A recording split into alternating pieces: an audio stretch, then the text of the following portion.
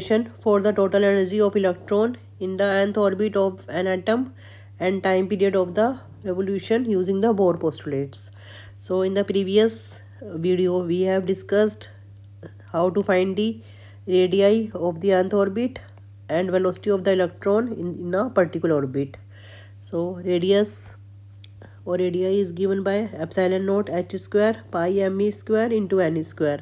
अगर हम ये सभी वैल्यू पुट कर देते हैं epsilon nought h pi m e square की, तो that comes out to be 0.529 angstrom. ये फर्स्ट ऑर्बिट की रेडियस हो जाएगी. तो सेकंड की फाइंड करनी है तो हम इसको 2 स्क्वायर से मल्टीप्लाई करेंगे. थर्ड का करना है तो 3 स्क्वायर से. So we have to remember this value. और वेलोसिटी के लिए we have derive this derivation e square upon 2 epsilon nought h into 1 upon n. First orbit के लिए करेंगे, ये हम हाइड्रोजन एटम की बात कर रहे हैं.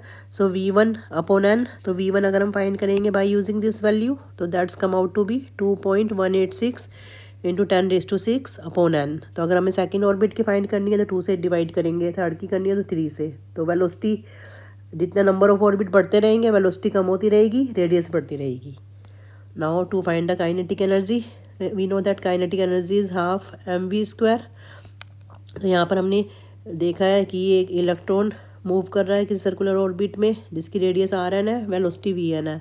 तो centripetal force must be balanced by the electrostatic force between electron and proton, nucleus और इलेक्ट्रॉन के बीच में. तो ये हमने यहाँ से करा है. अभी है find the value of m v n square. So we have put this value in equation 1. तो that's come out to be e square 8 pi epsilon nought r n. तो पोटेंशियल एनर्जी होती है E into minus e 4 pi epsilon nought r n minus e square 4 pi epsilon nought r n. So total energy calculate करने के लिए first और second को हम add करेंगे. सो एलसीएम वगैरह लेके minus e square 8 pi epsilon nought r n. Now we will put the value of the r n. So the total energy would be me4 8 epsilon nought h square into 1 upon n square. अब जब हम ये सब value put करके find करते हैं तो ये इलेक्ट्रॉन के फर्स्ट ऑर्बिट की एनर्जी आ जाती है, that is 13.6 upon n square e V. और बाकी हमें सेकंड की फाइंड करनी है तो हम 2 स्क्वायर से डिवाइड करेंगे, थर्ड की करनी है तो 3 स्क्वायर से. और नेगेटिव साइन यहाँ पर रिवील करता है कि इलेक्ट्रॉन बाइंडेड स्टेट में है यहाँ पर. और टाइम पीरियड के लिए we will use 2 pi R N upon V N circumference upon velocity value put करेंगे.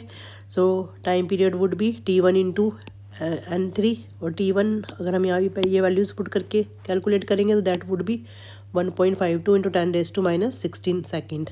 तो हमें किसी भी ऑर्बिट का